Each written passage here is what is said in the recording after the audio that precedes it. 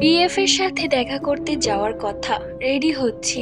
এমন সময় মোবাইলে একটা মেসেজ আসে, আজকে তোমার বিএফ ওর বন্ধুদের মিলে তোমাকে গণধর্ষণ করতে যাচ্ছে। তুমি সেখানে যেও না, আর গেলেও সেফটি নিয়ে যেও। ইতি অচেনা কেউ। মেসেজটা পড়ে আমার মেজাজ 360 ডিগ্রি ঘুরে গেল। মানে কি হচ্ছে এসব? যেই নাম্বার থেকে মেসেজ এসেছে সেই নাম্বারে ফোন দিলাম, নাম্বার বন্ধ। মাথায় আসছে না যে কি করব। যদি কথাটা সত্যি হয় তখন 4 বছরের রিলেশন আমার আর ফারহানের, কিন্তু এখন পর্যন্ত ওর ব্যবহারে এমন কিছু প্রকাশ পায়নি। আজকে আমাকে ওরা গণধর্ষণ করতে যাবে? না, এটা হতে পারে না। এই দিক দিয়ে ফারহান ফোন দিয়ে খুব জলদি যেতে বলছে তার বন্ধু সিয়ামের ফ্ল্যাটে। আজ নাকি ওর বন্ধু আরিয়ানের জন্মদিন, সবার গার্লফ্রেন্ড আসবে, তাই আমাকেও যেতে বলেছে। আমি রাস্তায় বের হতেই কেন যেন যেতে ইচ্ছে করছে না, তবুও ফারহানের এমন চাপে যেতেই হবে, না হলে ওর আবার সেই রাগ কি না কি করে ফেলবে জানা নেই। তবুও আমি অহনাকে ফোন দেই, অহনা আর আমি একসাথে যাব। আমি অহনার জন্য অপেক্ষা করছি, আর ফারহান ফোনের উপর ফোন দিয়েই যাচ্ছে। মানছে না কোনো মতেই, হয়তোবা বেশি জরুরি তাই এমন করছে ও। যাই হোক, আমি দাঁড়িয়ে আছি, এমন সময় অহনা এসে ডাক দিল। ওর ডাকেই ভাবনার জগৎ থেকে ফিরলাম এবং ওর হাত ধরে দুজন যাচ্ছি সিয়ামদের বাসার দিকে। বাসার কাছে গেলাম, তখন মনে হলো আরিয়ান এত বড় লোক বাবার ছেলে, ওর জন্মদিনের পার্টি কি এইভাবে হবে? মানে সিয়ামদের বাসায়। তবুও আবার নিজেকে সান্ত্বনা দিলাম যে হয়তো এইবার বন্ধুদের সাথে আলাদাভাবে করছে। আমি সিঁড়ি দিয়ে ওপরের দিকে উঠছি, কিন্তু কোনো আওয়াজ শোনা যাচ্ছে না। আগের বারের কথা মনে আছে, আরিয়ানের জন্মদিনের পার্টির জন্য আশেপাশে অনেক সাউন্ড বক্স লাগিয়েছিল, আর অনেক দূর থেকে আওয়াজ শোনা যাচ্ছিল। হয়তো এবার নিজের বাড়ি না, তাই এমন করছে না, শান্তভাবে করবে। আমি দরজার সামনে দাঁড়িয়ে কলিং বেল দিলাম। দরজা খুলতেই দেখি ফারহান দাঁড়িয়ে আছে, ভেতরে তার 3 বন্ধু। আরিয়ান নেই। অথচ একটু আগেই ফারহান আমাকে বলল কেক নিয়ে ওরা বসে আছে। তাহলে কি ও মিথ্যে বলেছে? আর অচেনা সেই মানুষটির কথাই কি সত্য? কিন্তু এখন এসব ভাবার সময় না, অনেক দেরি হয়ে গেছে। আমায় চুপ থাকতে দেখে ফারহান আমাকে টান দিয়ে ভেতরে আনে, আর অহনাকেও টান দিয়ে ভেতরে নিয়ে আসে। ফারহান দরজা লাগিয়ে দিতেই ওর বন্ধুরা এগিয়ে আসে আর বলতে থাকে, ভাই চাইছিলাম একটা, পেয়ে গেলাম 2টা। ওরা আমাকে আর অহনাকে ভাগাভাগি করতে শুরু করে কে কাকে নিবে। আমার সমস্ত বিশ্বাস ভালোবাসা যেন এক নিমেষে শেষ হয়ে গেল। আমি ফারহানের দিকে তাকালাম, সে তাচ্ছিল্যের হাসি দিয়ে বলল, বন্ধুরা তোমায় খাইতে চাইছে, আগে বন্ধু তারপরে সব।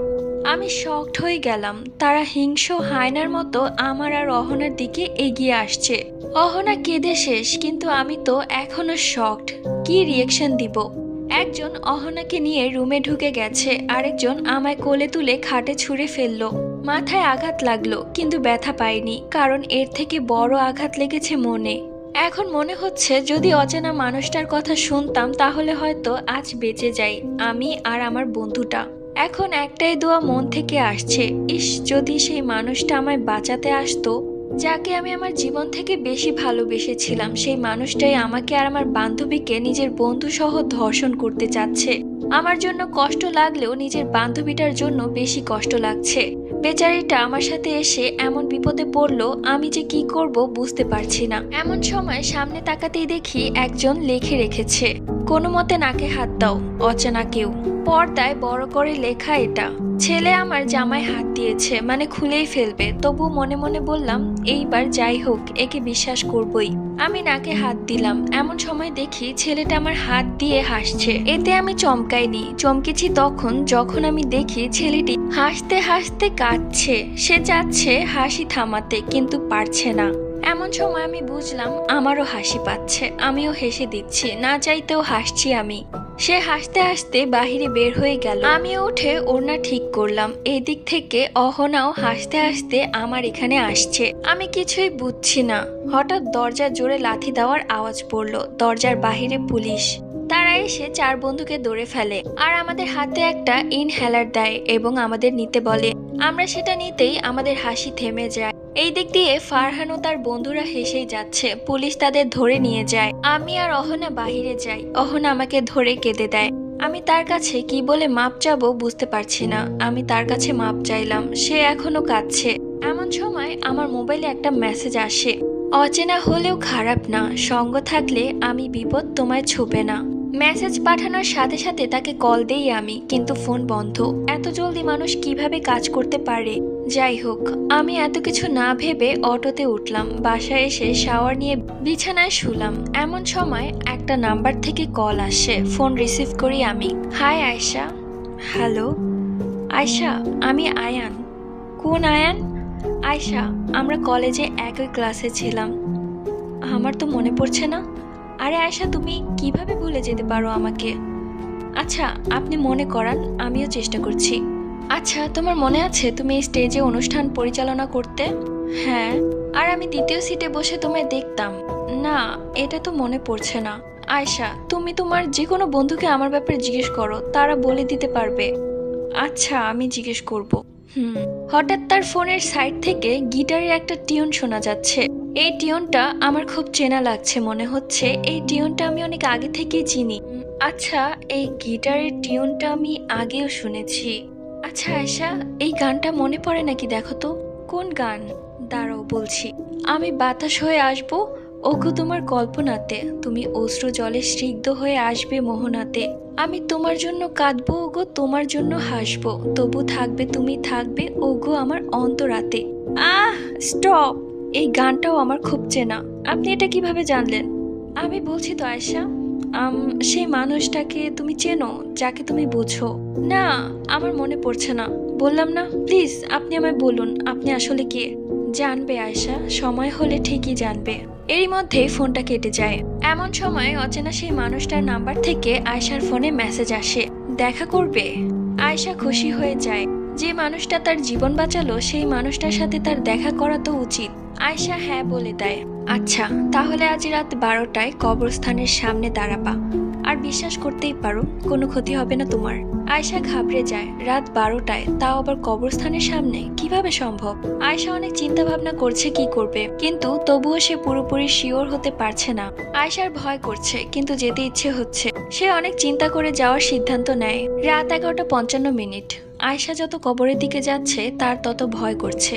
আয়শার পা কাঁপছে, শরীর ঠান্ডা হয়ে আসছে ভয়ে। কি জন্য যাচ্ছে সে নিজেও জানে না। এমন সময় হঠাৎ তার পিঠে একটা হাত পড়ে। সে পিছনের দিকে তাকায়। করে চেঁচিয়ে উঠে সে। নিজের চোখকেও বিশ্বাস করতে পারছে না, সে যে কি দেখলো। সে 10 পা পিছিয়ে যায় আর ঘুঙ্গাতে থাকে। রাত 12টা, কবরস্থানে একা দাঁড়িয়ে আছি আমি। ভয়ে যেন সারা শরীরের লোম দাঁড়িয়ে যাচ্ছে আমার। কে আসতে যাচ্ছে, কি হতে যাচ্ছে, কিছুই জানি না। কে হতে পারে সে? আর সবচেয়ে বড় কথা, আমি আবার কোনো বড় বিপদে পড়বো না তো? এমন সময় হঠাৎ পেছন থেকে হাত পড়ে আমার কাঁধে। আমি 2 সেকেন্ড অপেক্ষা করে পেছনে তাকাই। তাকাতে যেন আমার পরাণ পাখি উড়ে যায়। আমি করে চেঁচিয়ে উঠি, 10 পা পিছিয়ে যাই আর ঘুঙ্গাতে থাকি। এমন সময় সামনে থাকা লোকটা আমার হাত ধরে। চল, তুই বাড়ি চল আগে, পরে তোকে দেখাচ্ছি মজা। তোর সাহস এত বড় হয়ে গেছে যে তুই রাত 12টা বাজে একা একা কবরস্থানে এসে পড়েছিস। সে আমার হাত ধরে টেনে টেনে বাড়ি নিয়ে এলো। হ্যাঁ, উনি আর কেউ নন, আমার বাবা, যাকে দেখে আমি হয়তো আমার দুনিয়ার সবচেয়ে বেশি ভয় পাই। আমি এখন আমার বাবার রুমের সামনে। কি করব কি বলবো কিছুই বুঝতে পারছি না। এতক্ষণ বাবা আমার সামনে বসেছিল, এখন বলল, যাও রুমে যাও, অনেক রাত হয়ে গেছে, ঘুমাতে যাও। আমি অবাক হয়ে গেলাম, বাবা কিছু বললো না আমায়? আর বাবাই বা কি করে জানলো যে এত রাতে আমি কবরস্থানে গিয়েছি? সে তো জানে আমি আফরাদের বাসায় যাব। যাই হোক, আমি রুমে এসে ফ্রেশ হয়ে শুয়ে আছি। এমন সময় আয়ানের নাম্বার থেকে কল আসে। আমি রিসিভ করে তাকে সব বলি। সে তো পুরো হাসতে হাসতে বেহুশ। কিন্তু এই কোন আয়ান আমি চিনতে পারছি না। বান্ধবীর থেকেও জিজ্ঞাসা করা হলো না। যাই হোক, আয়ান আর আমার কথা এখনো চলছে। এখন বলো তো, তুমি আমায় কি করে চেনো? আচ্ছা, তোমার মনে আছে আমি আর তুমি ঘুরতে গিয়েছিলাম লাকাত্তুরায়? হ্যাঁ হ্যাঁ, আমি লাকাত্তুরায় গিয়েছিলাম, কিন্তু কিন্তু কি? কিন্তু তুমি আমার সাথে ছিলে। হ্যাঁ, তুমি আর আমি হাত ধরে চা বাগানে দেখলাম, তোমার মনে নেই? না। আয়শা, কি হলো তোমার? মানে, সব ভুলে গেছো? না না, আমি ভুলিনি। আসলে আপনি আমাকে চেনেনই না মনে হচ্ছে। আচ্ছা, আমার যাওয়ার সময় হয়েছে আয়শা, আবার কাল কথা হবে। আবার নতুন কিছু দিয়ে তোমার মনে করানোর চেষ্টা করব। সে কেটে দিল ফোন, কিন্তু আমার এখনো মনের মাঝে দুটা প্রশ্ন। কে এই আয়ান, আর কে সেই অচেনা কেউ? আর বাবা কি করে জানলো আমি কবরস্থানে গেছি? আমি সব চিন্তা নিয়েই ঘুমাই। ঘুম ভাঙলো সকালে। ঘুম ভাঙতেই দেখি ফোনের স্ক্রিনে একটা মেসেজ। আয়শা, সাবধানে থেকো, কিছু হলে আমি ডিরেক্ট তোমায় বাঁচাতে আসতে পারবো না। ইতি অচেনা কেউ। আমি মানে বুঝলাম না মেসেজের। আর কাল রাতের রাগ তো আছেই। ধুর, কি যে বলে, আমার নাকি সাবধানে থাকতে হবে। আয়শা উঠে ফ্রেশ হয়ে খাবার টেবিলে যায়। খাওয়া প্রায় শেষ পর্যায়ে, এমন সময় কলিং বেল বেজে ওঠে। আয়শার আম্মু যায় দরজা খুলতে। বাহিরে আয়শার খালাতো ভাই। আরে বাবা আরাফ, তুমি? খালামণি, ঘুরতে এলাম বাসায়, থাকতে দিবে না? আরে বাবা, কি বলো, ভেতরে আসো। আন্টি। আরাফ আর আয়শার সম্পর্ক অনেক গভীর। কিরে আরু, তুই এখানে? তোকে বিয়ে করতে এলাম। আম্মু, আরু এসে শুরু হয়ে গেছে, ওকে খেতে দাও। আয়শা রুমে যায়। আয়ান মেসেজ দিয়েছে, সে আয়ানের সাথে কথা বলছে। আচ্ছা আয়শা, তুমি স্টেডিয়ামে খেলা দেখতে পছন্দ করো না, তাই না? কত জোর করলাম তোমায় যে চলো আজ বাংলাদেশের খেলা স্টেডিয়ামে গিয়ে দেখি। আমাকে জোর করেছিল কিন্তু তুমি না, আরিশা। আরে কিসের আরিশা? আমি আয়ান। ধুর, তুমি আরিশার কিছু হও না তো আবার। আরিশার কি হব আমি? না মানে কিছু না। আচ্ছা এখন বাই, পরে মেসেজ দেব। আয়শা শুয়ে রেস্ট নিচ্ছে আর ভাবছে কে হতে পারে এই অচেনা তুমি। আর আরিশা তো অনেক আগেই মারা গেছে, তাহলে আরিশার কেউ তো হওয়ার কথা না। কিন্তু আয়ানটা কি? আয়শা গোসলে যায়। এমন সময় তার মা আসে রুমে আর বলে যে সে পাশের ফ্ল্যাটে যাচ্ছে। আয়শা বলে উত্তর দেয়। আয়শা মনের আনন্দে গান গেয়ে গেয়ে গোসল করছে। এমন সময় তার ফোনে অচেনা মানুষটির মেসেজ আসে। আয়শা, তুমি বিপদে পড়তে যাচ্ছ, তোমার খালাতো ভাইয়ের নিয়ত ভালো না। আয়শা, মেসেজ দেখলে রিপ্লাই দাও। আয়শা। আয়শা বাথরুমে, সে কিছুই দেখতে পায় না। এইদিকে প্রথমবারের মতো সেই অচেনা মানুষটি ফোন দিচ্ছে আয়শাকে, কিন্তু সে বাথরুমে। আয়শা ফোনের আওয়াজ শুনে বাথরুম থেকে বের হতেই দেখে সোফায় আরাফ বসে আছে। সে শক্ত করে নিজের টাওয়াল বেঁধে নেয় আর বলে, আরু অন্য রুমে যা, আমি চেঞ্জ করে আসছি। কিন্তু সে নড়েও না এক ফোঁটা। এবার আয়শা ভয় পায়। আরে আরু, কি হলো? তোকে যেতে বলছি না? আরে আয়শু, আমি 2 দিন আগে তোর ছবি দেখলাম ফেসবুকে, অনেক সুন্দর লাগছিল। আমার কেন জানি সহ্য হলো না। এত সুন্দর মেয়ে আমার বোন আর আমি টেস্ট করব না? এ কি হয়? আয়শা দৌড় দিতে নেয়, কিন্তু আরাফ ধরে ফেলে তাকে আর বিছানায় ফেলে দেয়। এখন আরাফ নেশার্থ হয়ে গেছে। সে আয়শার দিকে এগুচ্ছে, কিন্তু আয়শা তো বুঝতে পারছে না কি করবে এখন। কারণ অচেনা মানুষটি তাকে না করে দিয়েছে যে সে সরাসরি বাঁচাতে আসতে পারবে না তাকে। তাহলে কি হবে এখন আয়শার? আমি শুধু একটা জিনিসই ভাবছি, সেই অচেনা মানুষটি কি আসবে আমার কাছে আবারও? সে তো না করে দিয়েছে, তাহলে এখন কি হবে আমার? আমার ভাবতেই ভয় করছে। কিন্তু আমার ভাই তো আমাকে খুবলে খাওয়ার জন্য প্রস্তুত হয়ে আছে। সে আস্তে আস্তে আমার কাছে আসছে আর আমার নিঃশ্বাস ঘন হয়ে আসছে। আমি চেঁচাতেও পারবো না। কি করি এখন? সে আমার কাছে এসে গেছে। এমন সময় বারান্দার দরজা খোলার আওয়াজ পেলাম। আমিও সেদিকে তাকালাম, আরাফও সেই দিকে তাকালো। একটা ছেলে, হ্যাঁ একটা ছেলে প্রবেশ করলো রুমে। হেসে হেসে ঢুকলো, কিন্তু আরাফকে আমার উপরে দেখে তার হাসি কোথায় যেন উড়ে গেল। আরাফ বলে, এই বেটা, তুই কে রে? ছেলেটি বলে, আরে আমি কে তুই জানিস না? আরাফ বলে, আরে এই মুহূর্তে কেউ আসে? আয়শা, কেউ? আমি সুযোগ বুঝে ধাক্কা দিয়ে সরে এলাম। ছেলেটির পেছনে দাঁড়িয়ে আছি আমি। আরাফ বলে, আরে তুই কে? Okay, so let's introduce the most entertaining character of the story. Ayan নামটা শুনে আমার অন্তর কেঁপে উঠল। তাহলে এই সেই আয়ান? আরাফ বলে, আবে তুই কোন আয়ান? আয়ান আর কিছু বলল না, চুপচাপ আরাফের কাছে গেল। আরাফ আয়ানকে মারতে আসে আর আয়ান সাথে সাথে ওর হাত ধরে ফেলে। এরপর মারামারি চলছে ঠাস ঠাস। একটা মেয়ের সাথে জোরাজুরি করতে খারাপ লাগে না? সাহস বেশি হয়ে গেছে তাই না? আয়শা, যাও জুতা নিয়ে আসো তোমার। আমি দাঁড়িয়ে আছি। সে আমায় দাঁড়িয়ে থাকতে দেখে জোরে একটা ধমক দেয়। যেতে বললাম না, জলদি যাও। আমি জলদি সেখানে গেলাম। আয়ান রেগে ফায়ার। সে আরাফকে এখনো চড়াচ্ছে আর আরাফ কাঁদছে। আমি আসার সাথে সাথেই বলল যে জুতার বাড়ি দিতে থাকো একে। আমিও শরীরে সব জ্বালা দিয়ে যেন তাকে পেটাতে লাগলাম। এত রাগ, ফারহানের রাগ সহ তার উপর ঝাড়তে থাকলাম। কিছুক্ষণ পর আমাকে আয়ান থামিয়ে দিল। আমাকে সাইডে নিয়ে কানে কানে আরাফকে কি যেন বলল।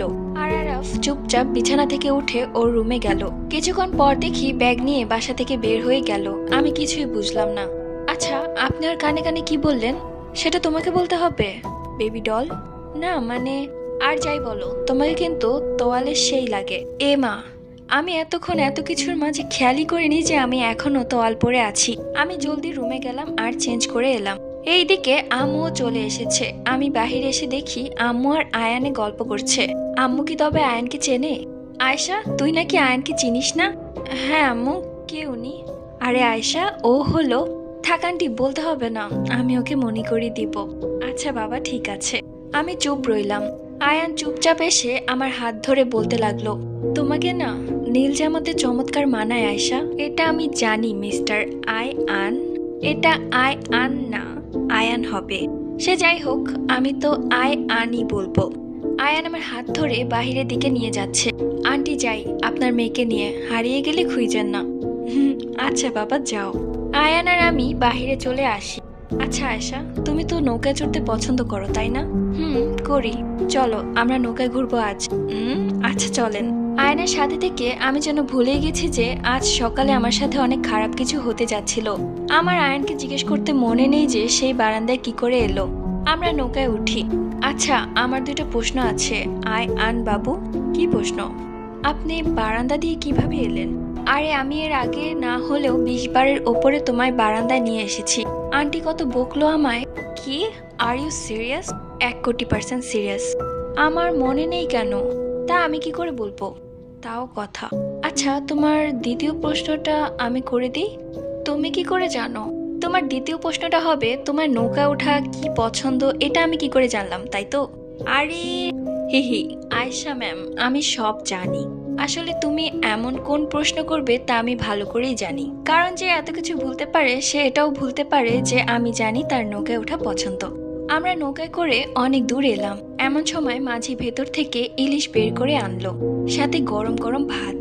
আমি দেখে শকড হয়ে গেলাম, এটা কিভাবে সম্ভব। কিন্তু পরক্ষণেই মনে পড়লো ও তো সব জানে আমার ব্যাপারে। আমি তার দিকে তাকিয়ে হাসি দিয়ে খেতে বসলাম। হয়তো তার সব আগেই প্ল্যান ছিল। আমি খাচ্ছি আর সে আমার দিকে তাকিয়ে তৃপ্তিময় হাসি দিচ্ছে। আমি কেন জানি ছেলেটার মায়া পড়ে যাচ্ছি, এতটা মায়া যা বলার বাহিরে। আমি যে কিছুদিন আগে একটা ছেলেকে ভালোবেসে ধোঁকা খেলাম সেই বিষয়টাও আমার খেয়াল নেই। আমি খেয়ে তার পাশে বসে গল্প করছি, সে খায়নি। খাওয়ার অনেকক্ষণ পরে মনে পড়লো আমি তো তাকে একটা বারও অফার করিনি। দাঁত কামড়ে দেই, কিন্তু সরি বলিনি। সন্ধ্যা হয়ে এসেছে প্রায়। সব থেকে সুন্দর দৃশ্য লাগছে আমার কাছে এটা। সাথে আয়ান, সে হাত ধরে আছে আমার। পাশাপাশি দুজন বসে আছি আমরা। মাঝি তার আপন মনে গান গেয়ে চলেছে। এতটা রোমান্টিক সিন আমার লাইফে আসবে এইটা ভাবা যায় না। এই মুহূর্তটার জন্য জীবনও ছেড়ে দেওয়া যায়। যাই হোক, সন্ধ্যার আগেই বাসায় ফিরি আমি। বাবা এসে যাবে অফিস থেকে কিছুক্ষণের মাঝেই। আমি রুমে গিয়ে ফ্রেশ হয়ে শুয়ে আছি আর সারাদিনের কথা ভাবছি। এইদিকে আয়ান তার বাসায় যায়। বাসায় গিয়ে রুমের লাইট অন করতেই তিশা বলে উঠে, আয়াত, কাজটা কি ঠিক হচ্ছে আদৌ? তিশা, তুই জানিস আয়াত একবার যা বলে তা করে ছাড়ে। আয়াত, মেয়েটার দোষ ছিল না ওই ঘটনায়। আমি তো দোষ দেখতে চাই না, ও ছিল সেই ঘটনায়। ওর দোষ থাকুক বা না থাকুক, আর ওর বিশ্বাস এমন পর্যায়ে জয় করব যে ও আমার জন্য জীবন দিতেও রাজি হয়ে যাবে। আর সেই সময় ওকে আমি শেষ করে দিব। এরপর আয়ান একটি শয়তানি হাসি দেয়। আয়েশা রাতে খাবার টেবিলে বসে খাবার খাচ্ছে আর তার বাবার সাথেও কথা বলছে। হঠাৎ তার বাবার মনে পড়ে সে তো একটি ট্যাবলেট খায়নি। আয়েশা মা, আমার বইটা এনে দে তো। আয়েশাও লক্ষ্মী মেয়ের মতো তার বাবার রুমে যায়। বাবার রুমে যেতেই দেখে তার বাবার ফোনে আলো জ্বলে ওঠে আর স্ক্রিনে অচেনা তুমির নাম্বার থেকে মেসেজ। সে অনেক শকড হয়। যখন সে মেসেজ পড়ে তখন সে পুরোই শকড। এখন যেন তার কাছে সব পরিষ্কার। এর মানে এই অচেনা সেই মানুষটার নাম্বার থেকে বাবার নাম্বারে মেসেজ লেখা ছিল, আপনার মেয়ে আয়নের সাথে ঘুরে। একটু উপরে গিয়ে দেখি সেই বাবার কবরস্থানে আমার যাওয়ার কথা জানিয়েছিল। নিজেই আমাকে ডাকলো আর নিজেই বাবাকে জানালো। এর মানে ঠিক বুঝতে পারলাম না। যাই হোক, বাবার জন্য বড়ি নিয়ে যায় আয়েশা। অন্যদিকে আয়ান হাসপাতালে যায়। আয়ানকে দেখে আরহাম বলে, কিরে আয়ান, হাওয়ায় যাস কোথায় তুই? ঠিক মতো তোকে দেখাই যায় না। আরে তুই তো জানিস কত কাজ আমার। হুর, তোরও কাজ। আচ্ছা, আরিশা কেমন আছে? বলা যাচ্ছে না মেয়েটা বাঁচবে কি না। আরহাম, খুন করে ফেলবো তোকে আমি। আয়ান, সবকিছু এভাবে হয় না। আরিশার চিকিৎসা চলছে, কিন্তু আরিশা বাঁচবে কিনা আমি জানি না। ইনফ্যাক্ট আমরা কেউই জানি না। উফ। আয়ান রাগ করে চলে আসে আরিশার কাছে। আরিশাকে দেখতেই যেন আয়ানের সব রাগ চলে যায়। কত নিষ্পাপ লাগছে মেয়েটাকে, কতই না ভালোবাসা ছিল তাদের মাঝে। আজ এই আয়শার জন্য সব শেষ হয়ে গেল। আমার আরিশার আজ এই অবস্থা। এমন সময় তিশাও প্রবেশ করে। আয়ান, তুই আরিশার এই অবস্থার জন্য কেন আয়শাকে বারবার দায়ী করছিস? দায়ী করছি না আমি তিশা, দোষ আয়শারই। না আয়ান, এটা শুধু একটা অ্যাক্সিডেন্ট ছিল, জাস্ট এ অ্যাক্সিডেন্ট। না তিশা, আজ আমার আরিশার এই অবস্থার জন্য শুধু আয়শা দায়ী। আর আয়শার আমি এমন অবস্থা করব না, কিন্তু তার আগে ওর বিশ্বাসটা অর্জন করতে হবে আমার কড়া ভাবে। তারপর আমি তার এই অবস্থায় করব যেমনটা আজ আমার আরিশার হয়েছে। আগে বিয়ে করব আয়শাকে, তারপর ওর জীবনটাকে তিলে তিলে বিষিয়ে দিব আমি। কিন্তু এর মধ্যে আরিশা যদি ভালো হয়ে যায় তখন আর কি? এই আয়শা নামের মেয়েটাকে শেষ করে দিব। আয়ান, তুই এতটা নিচে নামতে পারছিস? আরিশা আমার অক্সিজেন তিশা, আর অক্সিজেন ছাড়া একটা মানুষ কিভাবে বাঁচে? আমি মারা গেছি, শুধু বেঁচে আছি জিন্দা লাশ হয়ে। আর এই লাশ নিজের জিদের আগুনে যে কাউকে জ্বালিয়ে রাখ করে দিতে পারে। আয়ান রেগে বেরিয়ে যাচ্ছে। যাওয়ার আগে আরহামকে শুধু জিজ্ঞেস করলো, আরহাম, আরিশার ঠিক হওয়ার সম্ভাবনা কত পার্সেন্ট? 5%। সমস্যা নাই আরহাম, ঠিক হয়ে যাবে ও। ততক্ষণে না হয় আমি আমার কাজটা শেষ করে ফেলি। কি কাজ আয়ান? সেটা তোর জানতে হবে না আরহাম। পৈশাচিক এক হাসি দিয়ে বেরিয়ে এলো আয়ান। আয়ান আয়শার সাথে কি করতে যাচ্ছে সবাই জানে, কিন্তু কতটা টর্চার আয়শার কপালে আছে কেউ জানে না। রাতে আয়শা শুয়ে আছে, ঘুমাচ্ছে সে, কিন্তু কেন জানি আয়শার একটু ভয় ভয় লাগছে। সে না চাইতো ভয় তাকে গ্রাস করে নিচ্ছে। সে স্বপ্ন দেখছে অনেক লোক একসাথে তাকে মারতে আসছে, কিন্তু কেউ তাকে মারতে পারছে না। কালো এক ছায়া তার হয়ে যুদ্ধ করছে। কিন্তু হঠাৎ সেখানে আয়ান এলো। আয়ানকে দেখে কালো ছায়াটাও ভয় পেয়ে গেল। আয়ান হাসছে কেমন করে। হঠাৎ আয়শার চোখ খুলে যায়। সে উপরের দিকে তাকাতেই দেখে ফ্যানে একটা লাশ ঝুলছে, আর সেই লাশটা আর কারো নয়, আয়শার নিজের। আয়শার গায়ের লোম দাঁড়িয়ে যায়। সে বুঝতে পারছে না কি করবে। সে ঘুঙ্গাতে থাকে। লাশটি তার দিকেই তাকিয়ে হাসছে। সে যেন ভয়ে নিস্তেজ হয়ে যাচ্ছে। হঠাৎ বারিন্দার দরজা খুলে যায়। আয়ান এসেছে। ওপরে তাকাতেই লাশটি নেই। আয়শা দৌড়ে গিয়ে আয়ানকে জড়িয়ে ধরে আর কাঁদতে থাকে। আয়ানও আয়শাকে জড়িয়ে ধরে আর জিজ্ঞেস করে কি হয়েছে। আয়শা সব বলে তাকে। আরে পাগলি, ওসব স্বপ্ন ছিল তোমার। না, আমি দেখেছি সে আমার দিকে তাকিয়ে হাসছিল। আমি বললাম না স্বপ্ন ছিল সেটা। আয়শা আয়ানের কথায় চুপ হয়। আয়ান আয়শাকে নিয়ে খাটে বসে আর আয়শার চুলে বিলি কেটে দিতে থাকে। প্রথমে আয়শার কপালে চুমু দেয়। এমন যেন এক অনুভূতি হতে থাকে আয়শার। আয়ান আস্তে আস্তে আয়শার ঠোঁটের দিকে এগুতে থাকে, যেন কোনো এক গভীর মুহূর্তের প্রস্তুতি নিতে যাচ্ছে তারা। হঠাৎ আয়শার ফোন বেজে ওঠে আর তাদের ধ্যান ভেঙে যায়। আয়শা ফোন হাতে নিয়েই দেখে আয়ান ফোন করেছে। আয়শা যেন 440 ভোল্টের ঝটকা খায়। আয়ান তো তার সামনে বসে আছে, তাহলে তাকে কে ফোন করলো? সে ফোন রিসিভ করতেই ওপাশ থেকে কেউ বলে ওঠে, আয়শা, আমি তোমার বাসার নিচে, বারান্দার দরজা খুলো, আমি উপরে আসবো। এবার আয়শা আরো বড় ঝটকা খায়। যদি আয়ান নিচে থাকে তাহলে সামনের লোকটা কে? এমন সময় সামনে থাকা লোকটা হাসতে থাকে। আয়শা ভয়ে খাট থেকে উঠে দরজার কাছে চলে যায়, কিন্তু দরজা খুলতে পারছে না সে। আর সেই লোকটা জোরে জোরে হাসছে। আয়শা তো ভয়ে শেষ। তাহলে কি হবে এখন আয়শার? আর এই লোকটি বা কে? আমার সামনেও আয়ান দাঁড়িয়ে আছে, আবার বাসার নিচেও আয়ান। মানে এই কেমন পরিস্থিতি আমি বলে বোঝাতে পারবো না। ভয়ে আমার গায়ের লোম দাঁড়িয়ে যাচ্ছে। এতটা ভয় যা বলার বাহিরে। সারা ঘরে হাসির আওয়াজ শোনা যাচ্ছে তার, কিন্তু হঠাৎ সব থেমে গেল। তার চোখ দিয়ে পানি পড়ছে। আমি এখন আরো অবাক হলাম যে এতক্ষণ এত শব্দ করে হাসতে পারলো সে এখন কিভাবে কাঁদছে। আমি আবার স্বপ্ন দেখছি না তো? সে আমায় কি যেন বলতে চাইলো, কিন্তু হঠাৎ করে জোরে একটা আওয়াজ হলো আর সে রুমে নেই। আমি অনেক বড় শকড খেলাম। শকড সামলাতে না পেরে অজ্ঞান হয়ে গেলাম। জ্ঞান কখন ফিরে জানি না, কিন্তু চোখ খুলতেই পাশে আয়ানকে বসে থাকতে দেখি। মা বাবা আমার সামনে। মা পায়ের কাছে বসে কাঁদছে আর বাবা ঘরের পায়চারি করছে। আমাকে চোখ খুলতে দেখে তাদের মুখে হাসি ফুটে ওঠে। কি হয়েছে বলে সবাই আমাকে জিজ্ঞেস করে। আমি শুধু বলি যে মাথা ঘুরে গিয়েছিল। সত্যটা কাউকে বলি না। আয়ান বেশি সিরিয়াস ছিল। সে আমার থেকে যেন সত্যিটা শুনেই ছাড়বে। আমি অনেক কষ্টে না বলে থাকি। সবাই চলে যায়। একটু পরে রুম থেকে আয়ান আমায় বাহিরে ঘুরতে নিয়ে যেতে চাইলেও আমি যাই না। আমি রুমেই শুয়ে আছি, সন্ধ্যা ছুঁই ছুঁই। এমন সময় বারান্দা দিয়ে একটা নীলচে বাদামি রঙের পাখি আমার রুমে প্রবেশ করে। এমন পাখি আমি কখনো দেখিনি এর আগে। পাখিটি এতটাই সুন্দর যে বলার বাহিরে। পাখিটি এসে আমার খাটের এক কোণে বসে।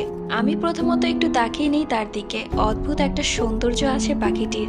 আমি তার দিকে তাকিয়ে আছি, এমন সময় পাখিটি কথা বলে ওঠে, আয়শা বেবি। আয়শা বেবি নামটা পাখিটির মুখে ততটা শকড হই যতটা শকড আমি হইনি পাখিটির মুখে কথা বলতে। আমি চিন্তাও করতে পারছি না এই নামে আবার আমাকে কেউ ডাকবে। ফারহান তো আমাকে সেই একই নামে ডাকতো, কিন্তু ফারহান তো। আর এই পাখিটি কথাই কিভাবে বলছে, নাকি আমি স্বপ্ন দেখছি?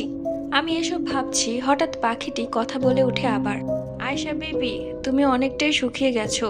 শরীরের কি যত্ন নাও না নাকি তুমি? আমি নেই। যত্ন নিলে তো শরীরের এই অবস্থা হতো না তোমার। আরে কে তুমি? কথা বলছো কিভাবে তুমি? আরে আজব ব্যাপার, আমি এক বিষয় কথা বলছি আর তুমি কথা উল্টোভাবে নিচ্ছ। না মানে অন্য কথা কেন ভিতরে আনো? আচ্ছা, একটা পাখি হয়ে কিভাবে কথা বলতে পারছো তুমি? আমি সব পারি, ভালোবাসতেও পারি, কিন্তু কষ্ট হলো যাকে ভালোবাসলাম তাকে পাওয়া হলো না। মানে কি বলতে চাচ্ছ তুমি? খুব ভালোবাসতাম তোমায় আয়শা বেবি, কিন্তু। কিন্তু কি?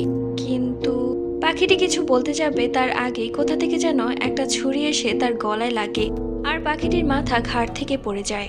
আয়শা চমকে উঠে, চেঁচিয়ে ঘুম ভেঙে যায় তার। অন্য ঘর থেকে তার মা বাবা চলে আসে। হ্যাঁ, আয়শা স্বপ্ন দেখছিল। আয়শার মা বাবা তাকে কিছু জিজ্ঞেস করলে সে সোজা সাপটা উত্তর দিয়ে দেয় যে সে খারাপ স্বপ্ন দেখছিল। আয়শার মা বাবা তাকে সন্ধ্যায় আর ঘুমাতে দেয় না। আয়শা উঠে মোবাইল হাতে নেয়, সেখানে দেখে অচেনা কেউ এর নাম্বার থেকে মেসেজ এসেছে। রাতে মাকে সাথে নিয়ে ঘুমাবে, এখন তোমার অনেক বিপদ। আয়শা কিছুই বোঝে না এই মানুষটি কিভাবে জানে তার সাথে কি হতে যাচ্ছে। এইদিকে আয়ান আরিশাকে দেখতে যাচ্ছে। হাসপাতালের ভিতরে ঢুকে আবার আরহামের সাথে দেখা তার। আরে আয়ান যে। আরহাম। আচ্ছা, আরিশা বাদে আমাদের খোঁজ নিতে ইচ্ছে হয় না নাকি রে? আরে আরহাম, তুই তো জানিসই আমি কেমন ব্যস্ত থাকি। আয়ান আরিশার কাছে গিয়ে বসে। আরিশা, খুব মিস করছি রে তোকে। জানিস আরিশা, তুই আর আমি বৃষ্টিতে ভিজতাম, তুই যে আমায় বারবার ফেলে দিতি আর আমি তোকে ধাওয়া করতাম। এই দৃশ্যটা চোখের সামনে ভেসে ওঠে রে আরিশা বারবার। তোকে আমি কতটা ভালোবাসতাম তুই কি জানিস রে আরিশা? হ্যাঁ, আমি অনেক কষ্ট দিতাম তোকে, কিন্তু মন থেকেই তো ভালোবাসতাম রে আরিশা। কেন ছেড়ে গেলি তুই আমায়? কেন?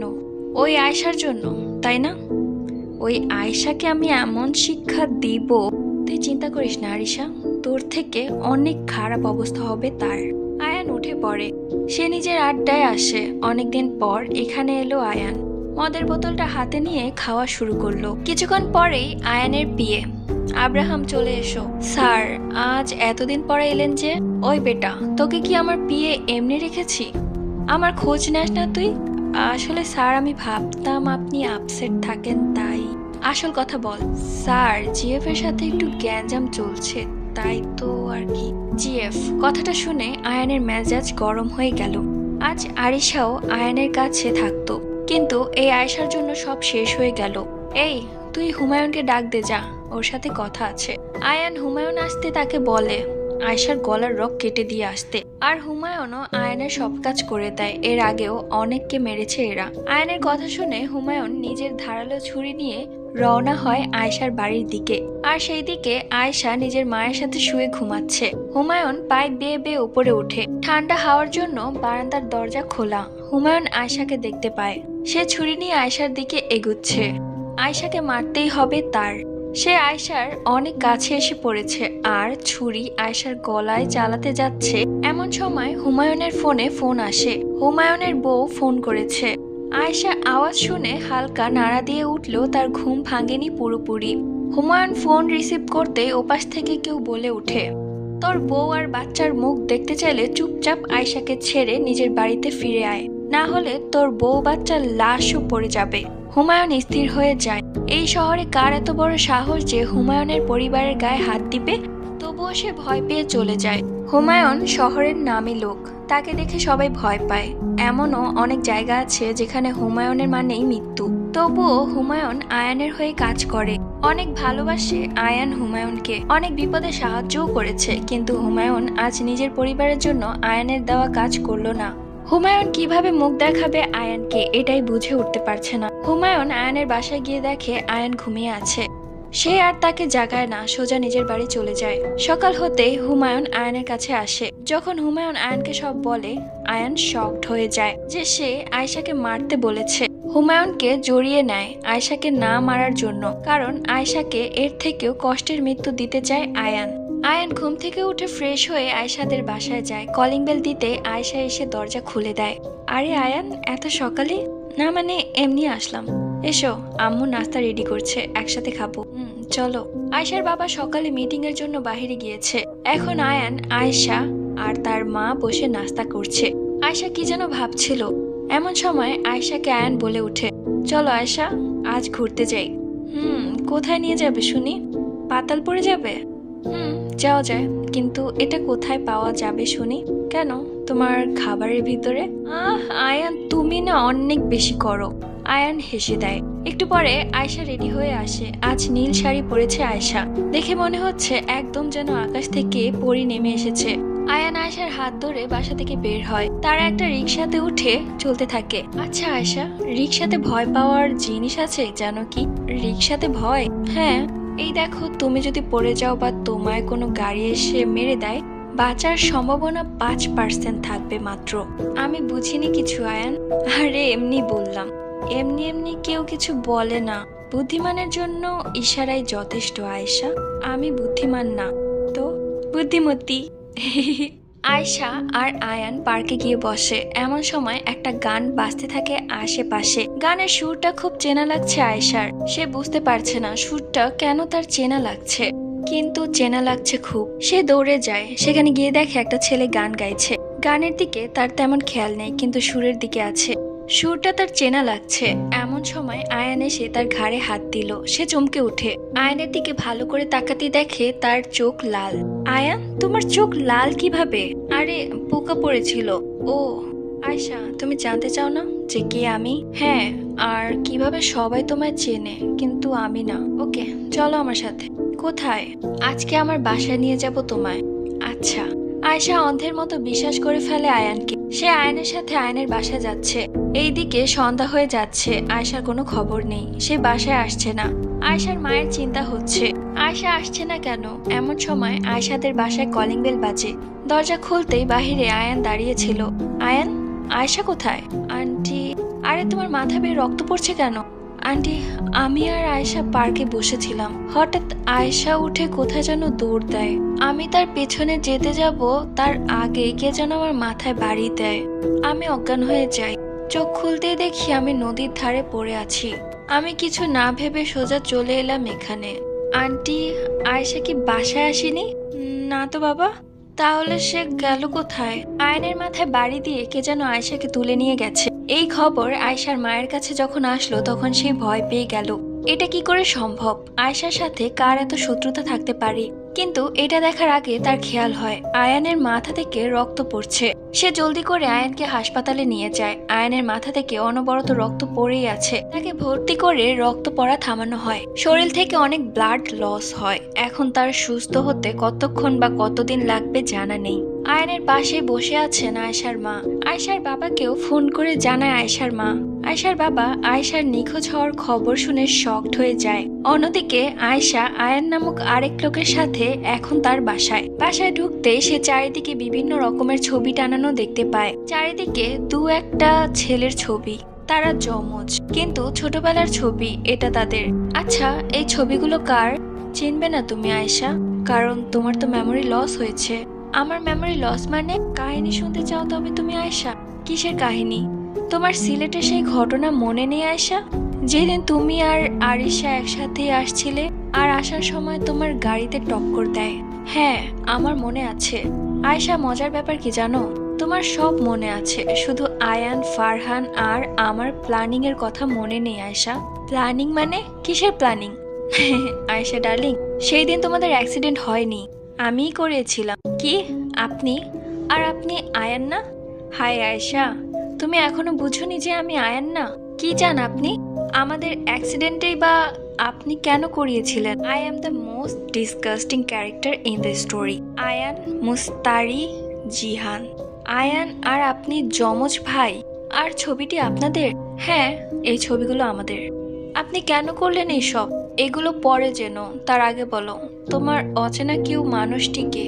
আমিও তো তাই জানতে চাই, অচেনা সেই মানুষটি কে? আলিফা জান্নাত আয়েশা, সেই মানুষটি আর কেউ নয়, আমি নিজে। তুমি সব বুঝো, কিন্তু এইটুকুনি বুঝো না, তোমার কানের দুলগুলো অনেক সুন্দর হয়, যে দোকান থেকে কিনো অনেক সহজে তোমার পছন্দ হয়ে যায় সেখান থেকে, তাই না? হুম। আরে সব আমার দেওয়া, যাতে মাইক্রোফোন লাগানো। এর মানে তুমি যা শোনো আমিও তাই শুনি। ইনফ্যাক্ট তোমার পরিবারের সব কথা আমি শুনি, তাই সহজে তোমায় আমি ফলো করতে পেরেছি।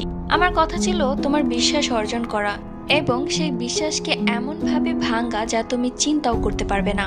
তুমি এতদিন আমার ভক্ত হয়েছিলে আয়েশা, আর আজ থেকে আমার কারাগারে থাকবে তুমি। না, আমি থাকবো না এখানে। দেখিস, আমার আয়ান এসে আমাকে নিয়ে যাবে ঠিকই। হা হা হা বাবু, আয়ান কখনোই আসতে পারবে না, সে আসতে চাইবেও না। সে নিজেও চায় তোমায় খুন করতে। আয়েশা ডার্লিং। মানে কেন? সেই দিন সিলেটে খেলা হচ্ছিল, আয়ান খেলা দেখার জন্য তোমায় আর আরিশাকে নিয়ে জোর করছিল, কিন্তু তোমার কি যেন জরুরি কাজ ছিল, যার ফলে তুমি আসতে চাইছিলে। কিন্তু আরিশা কোনো মতেই তোমাকে একা আসতে দিবে না, তাই সেও তোমার সাথে আসতে লাগলো। আমি যেন ঈদের চাঁদ হাতে পেয়ে যাই। আয়ানের কোনো ক্ষতি করতে না পারলেও আজ তার জান, তার অক্সিজেনকে ঠিকই আমার হাতের মুঠোয় পাবো। তোমরা সিএনজিতে ওঠো। এমন সময় আরিশার ফোনে একটা ফোন আসে। হ্যালো আরিশা। জি, কে? মা, তোর বাবার অ্যাক্সিডেন্ট হয়েছে, তুই জলদি আম্বরখানায় চলে আয়। তোমাদের যাওয়ার কথা ছিল একদিকে, কিন্তু আমি নিয়ে আসছিলাম আরেক দিকে। সেই ফোনটা আমিই করেছিলাম। আরিশার তুমি যখনই সেই ক্রস করলে, সাথে সাথে আমার লোক ট্রাক নিয়ে তোমাদের সেনজিৎ উড়িয়ে দিল। আমি শিওর ছিলাম না সে আরিশা হবে, তাই তার মাথায় রড দিয়ে জোরসে আঘাত করি, কিন্তু তাও সে বেঁচে যায়, আর তুমিও। কিন্তু মজার ব্যাপার হলো, তুমি সবাইকে মনে রাখলেও ফারহানের সাথে তোমার ব্রেকআপের কথা আর আয়নের কথা ভুলে যাও। আমি সেই সুযোগটাই কাজে লাগাই। ফারহান তোমার ভুলে যাওয়ার সুযোগ নিয়ে আবার সব ভালোভাবে ঠিক করে আর তোমার গণধর্ষণ করার চেষ্টা করে, কিন্তু এতে আমি তোমাকে বাঁচাই, কারণ এর থেকেও বড় শক তোমায় আমি দেব। মানে তোমায় দিয়ে আয়ানকে আমি শেষ করব। না, এ হবে না। হা হা হা। আয়শা ডার্লিং, এখন সবচেয়ে বড় শক খাবে তুমি, কারণ আয়ান এখন হাসপাতালে। আর আয়ানেরও আমি সেই অবস্থায় করেছি যা আয়েশাকে করেছিলাম। আয়েশা ক্ষিপ্ত হয়ে আয়াতকে মারতে যায়, কিন্তু আয়াত আয়েশার হাত ধরে এবং রুমাল দিয়ে মুখ চেপে তাকে অজ্ঞান করে দেয়। আয়ান, এখন তোর আরিশার পালা। আয়ানের মাথার চোট তেমন বেশি না, 6-7 ঘন্টার মাঝে জ্ঞান ফিরবে। এইদিকে আরিশা যে হাসপাতালে, সেই হাসপাতালে আয়াত যায়। চমচ ভাই হওয়াতে আয়াতকে সবাই আয়ান ভাবছে। কি রে আয়ান, আরিশাকে দেখতে এসেছিস? হুম হুম। সারপ্রাইজ শুনবি? কি? আরিশা 80% সুস্থ, যে কোনো সময় জ্ঞান ফিরতে পারে। কি বলছিস, সত্যি? হুম। আরিশাকে আমার বাসায় নিয়ে যাই তবে। কিন্তু কেন? আরে বাসায় নিয়ে সেবা বেশি করব, আর আমি ওকে ছাড়া থাকতে পারছি না। আরে ভাই প্লিজ। আচ্ছা, আমি দেখছি। আরহাম আরিশাকে আয়াতের বাসায় শিফট করার ব্যবস্থা করে দেয়। 1 ঘন্টার মাঝে আয়াতের বাসায় আসে আরিশা। এখন আরিশা এবং আয়েশা দুজনই আয়াতের কাছে। সন্ধ্যার দিকে আয়ানের জ্ঞান ফিরে। সে উঠেই আয়েশার কথা জিজ্ঞেস করে, কিন্তু আয়েশা নেই। আয়েশাকে পাওয়া যায়নি। আয়ান তাকে খুঁজতে যেতে যায়, কিন্তু পারে না, তাকে কেউ যেতে দেয় না। রাত 1টা, আয়ান শুয়ে আছে। এমন সময় আয়ানের নাম্বারে ফোন আসে। হাই আয়ান বাবু। কে? ভুলে গেছিস আমায় ভাই টুস? আয়াত তুই? হ্যাঁ আমি। তুই এখনো বেঁচে আছিস? হ্যাঁ, আমি এখনো বেঁচে আছি। আর সবচেয়ে বড় কথা কি জানিস, তোর আরিশা আর নির্দোষ আয়েশা এখন আমার কাছে। কি? আয়াত, তোরে আমি খুন করব কিন্তু। হা হা হা। আগে তোর আয়েশা আর আরিশাকে তো বাঁচা। একজন তোর বাসায়, একজন আমার। আরিশার পাশে লোক রাখা আছে। 1 ঘন্টায় আরিশার পাশের লোক তার অক্সিজেনের লাইন কেটে দিবে। আর অন্যদিকে আয়েশার কাছে কিছু ছেলে আছে, যারা 1 ঘন্টা পর আয়েশার সম্মান লুটতে শুরু করবে। তুই এখন কাকে বাঁচাবি আয়ান? আর সবচেয়ে মজার কথা হলো, আরিশা 80% সুস্থ, যে কোনো সময় জ্ঞান ফিরতে পারে। তাহলে এখন তুই করবি কি আয়ান? কাকে বাঁচাবি? ঠিকই তো, আয়ান এখন কাকে বাঁচাবে, আয়েশাকে নাকি আরিশাকে? আয়ানের হাতে 2টা অপশন, হয় তাকে আরিশাকে চুজ করতে হবে, নয়তো আয়েশাকে। এদিকে কাজ করছে তার ভালোবাসা, অন্যদিকে এতদিন ধরে একটা মেয়েকে ভুল বুঝে তাকে কষ্ট দেওয়ার সহানুভূতি। কোন দিকে যাবে সে কিছুই বুঝতে পারছে না। এমন সময় তার মনে হলো, আয়াত কেন তাকে ক্লু দিবে? সে তো সারা জীবনে চেয়েছিল আমায় যারা ভালোবাসে তাকে শেষ করে দিতে। এমনকি আমার মা বাবাকেও আয়াতই হত্যা করে, কারণ তারা আমাকে বেশি ভালোবাসতো। এর মানে সে আমাকে যেখানেই নিবে না কেন কোনো না কোনো ট্র্যাপে ফেলবে। আমার যে করেই হোক ওকে আটকাতে হবে, কিন্তু কি করে? আয়ান হাসপাতাল থেকে সোজা পুলিশ স্টেশনে আসে। আয়শার বাবার এসপির সাথে সম্পর্ক ভালো থাকায় এসপি আয়ানকে সাহায্য করতে রাজি হয়ে যায়। আয়ান আয়াতকে ফোন দিবে আর পুলিশ তাকে ট্রেস করবে। আয়ান ফোন দেয় আয়াতকে। কি রে আয়ান, কাকে বাঁচাবি ভাই? গার্লফ্রেন্ড নাকি জাস্ট ফ্রেন্ড? ভাই দেখ ভাই, প্লিজ ওদের ছেড়ে দে তুই, প্লিজ। আয়ান, এই তো চেয়েছিলাম আমি যে তুই কষ্ট পা, কষ্টই তো দিতে চাই তোকে আমি। আয়াত, আমি আসলে কিন্তু খারাপ হয়ে যাবে। তো আয় না, আমি অপেক্ষায় আছি। আয়ান ফোন রেখে দেয়। পুলিশ আয়াতের লোকেশন পেয়ে যায়। ওইদিকে আয়াত বসে আছে তাদের নিজের বাসায়, যেখানে আয়েশা সেখানেই আরিশা। আসলে আয়ানকে সম্পূর্ণ ভুল লোকেশন দিয়েছিল। দুই জায়গাতেই লোক ফিট করা। আয়ান গেলে আর বেঁচে ফিরতে পারবে না।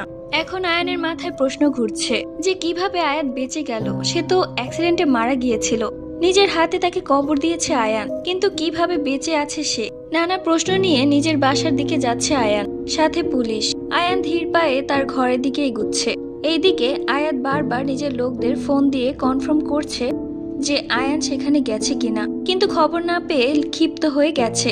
অপরদিকে আয়েশা ভাবছে অন্য কথা। আয়ান তাহলে আরিশার বয়ফ্রেন্ড?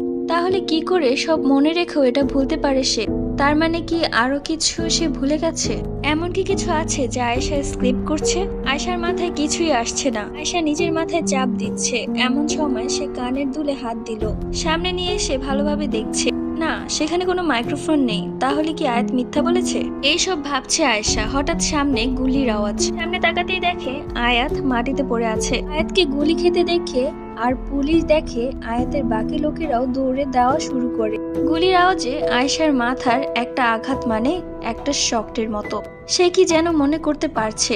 সবাই এসে আয়েশা আরিশাকে নিয়ে যাচ্ছে। আরিশার শরীরে সেলাইন আর অক্সিজেন মাস্ক দেওয়া। আয়ান তাকে নিয়ে হাসপাতালে যাচ্ছে। আয়েশার মা বাবাও আয়েশার সামনে এসে তাকে ধরে কাঁদতে থাকে। এমন সময় আয়েশা তাদের প্রশ্ন করে ওঠে, আচ্ছা মা, আমার হাতে যে মোবাইলটা আছে ওইটাই কি আমার মোবাইল? মানে অ্যাক্সিডেন্টের আগে কি এই মোবাইল আমার হাতে ছিল? না, এটা নতুন কিনে দেওয়া হয়। আমার আগের মোবাইলটা কোথায় মা? তোর ড্রয়ে আছে। আয়েশা কোনো কথা না বলে বাসার দিকে দৌড় দিতে দেয়। হঠাৎ তার সামনে একটা ডায়েরি পড়ে, মানে সাইডে ছিল। সে দেখে ফেলে। সে ডায়েরিটা নেয়। সেটা পড়ে সে চমক শকড খায় আয়েশা। না, অচেনা মানুষটি আয়াত না। ডায়েরিতে সব প্ল্যান বলে দিয়েছে আয়াতকে, যাতে সে নিজেকে আমার সামনে অচেনা কেউ দাবি করতে পারে। আমাকে কিডন্যাপ করার বুদ্ধিটাও তারই ছিল। এর মানে হলো যে অচেনা মানুষটি অন্য কেউ। আয়েশা জলদি বাসায় গিয়ে ফোন ঠিক করতে দেয়। 2-3 ঘন্টার মধ্যে ফোন ঠিক হবে। আচ্ছা মা, আমার অ্যাক্সিডেন্টের পর আরিশার এমন অবস্থা হলো, আমি বেঁচে গেলাম কি করে? মানে আমার কিছুই হলো না। আসলে মা, তোর শরীরের কিছু অংশে সমস্যা হয়েছিল। তোর রক্ত ও নেগেটিভ, তাই পাওয়া যাচ্ছিল না। অনেক রক্ত লাগতো। হঠাৎ কোথা থেকে যেন এক ছেলে এসে তোর যা যা লাগবে সেগুলো দিয়ে গেল। ডাক্তার তাকে বলেছিল যে তার মৃত্যুও হতে পারে, তাও সে নাকি ডাক্তার পায়ে ধরে সব দিয়ে যায়। কিছুদিন পর তার মৃত্যুর সংবাদ চলে আসে। হ্যাঁ আয়েশা, যা ভেবেছিল তাই। নীল। অনেক কিছু মনে পড়ে যায় আয়েশার, কারণ তার হাতে এখন তার নিজের ফোন। সেখানে সে নীল নামের ছেলেটির মেসেজগুলো দেখে। ছেলেটি রোজ আয়েশাকে মেসেজ দিত, কিন্তু আয়েশা পাত্তা দিত না। ফারহানের সাথে ব্রেকআপের পর তো আরো পাত্তা দিত না। সে লাস্টে এটাও লিখেছিল যে আয়েশা, আয়েশা তোমার জন্য জীবন দিতেও হাজির আমার, চিন্তা করো না তুমি। আয়েশা তাও রিপ্লাই দেয়নি। ছেলেটির শেষ মেসেজ ছিল, আয়েশা অনেক ভালোবাসি তোমায়, হয়তো আজকের পর তোমায় আর দেখবও না, কিন্তু তোমায় প্রতিদিন বাড়ির সামনে যখন দেখতাম না, কেন যেন মনে হতো আমার নিঃশ্বাস নিতে পারছি। আর তুমি ছাড়া আমি নিজেকে কল্পনাও করতে পারি না, কিন্তু আজকের পর আর তোমায় দেখতে পারবো না আয়েশা, পারবো না। কিন্তু একটা জিনিস ভালোই হয়েছে, অন্য কোনো ছেলের সাথে আর তোমাকে দেখতে হবে না আমার, কারণ আমি আর থাকবো না দেখার জন্য। অন্য কারোর সাথে তোমায় দেখা যেন মৃত্যুর থেকেও বেশি ছিল। আজ থেকে আর সেই যন্ত্রণা হবে না আমার। জানো আয়েশা, তুমি আমি তোমার কেউ না ঠিক, কিন্তু রক্তে মিশে থাকবো আজ থেকে তোমার। ভালোবাসি তোমায় আয়েশা, ভালোবাসি। আর জীবনে কোনো বিপদ তোমায় ছুঁতে দিব না আমি আয়েশা, ছায়ার মতো তোমার কাছেই থাকবো। কখনো আমাকে উপলব্ধি করতে চাইলে চোখ বন্ধ করে থেকো, বাতাস হয়ে তোমায় ছুঁয়ে দিব। মেসেজটা পড়ে আয়েশায় কান্না ভেঙে পড়লো। যে ছেলেটাকে সে জীবনও দেখেনি সে এত ভালোবাসতো আয়েশাকে, আর আমি তাকে একটুও পাত্তা দিতাম না। আসলে আমরা এমনই, দাঁত থাকতে দাঁতের মর্যাদা দিতে পারি না। 15 দিন পর এখন আরিশা সুস্থ। আয়ান আর আরিশা একসাথে আছে, তাদের ভালোবাসাও রয়েছে, আগের থেকেও বেড়েছে আরো। আয়েশাও নিজের স্বাভাবিক লাইফে ব্যাক করেছে, এখন সে বাহিরে যায়। আয়েশা গোসল করছে, হঠাৎ তার ফোনে একটা মেসেজ আসে, আয়েশা আজ বাহিরে যেও না, সমস্যা হবে। আয়েশাও ভালো মেয়ের মতো কথা শুনে বাহিরে যাওয়া বাদ দেয়, কারণ এখন নিজের জীবন সে অচেনা মানুষটির হাতে ছেড়ে দেয়। সে অচেনা হোক, সে আমার জীবনই তার এখন যে। আয়েশা এখন রোজ সন্ধ্যায় ছাদে যায় আর উপলব্ধি করে চোখ বন্ধ করে তার অচেনা তুমিকে। অদ্ভুত একটা ফিলিংস তার, এই বাতাসের ছোঁয়া সে সারা জীবন পেতে চায়, তার অচেনা কেউ এর ছোঁয়া। এবং গল্পটি এখানেই শেষ। যারা যারা সম্পূর্ণ গল্পটি শুনেছো তাদের জন্য অনেক অনেক ভালোবাসা। অ্যান্ড গল্পটি তোমাদের কাছে কেমন লেগেছে অবশ্যই কমেন্ট করে জানিও। অ্যান্ড এত কষ্ট করে গল্পটা বললাম, একটা লাইক দিও। আর যারা যারা আমার চ্যানেলে নতুন আছো অবশ্যই চ্যানেলটি সাবস্ক্রাইব করে দিও। দেখা হবে নেক্সট কোনো গল্পে। আল্লাহ হাফেজ।